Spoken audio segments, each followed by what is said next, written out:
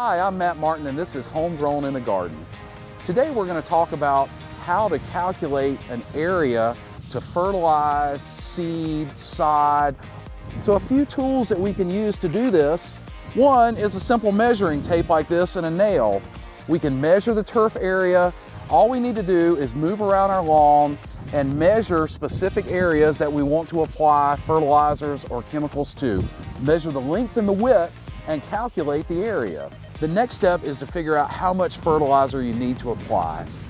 Each turf type has specific recommendations on how much fertilizer and when to apply that fertilizer.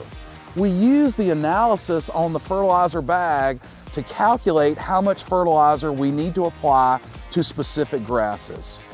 So for more information on how to properly fertilize your turf, check out our Turf Files website, and good luck with your lawn.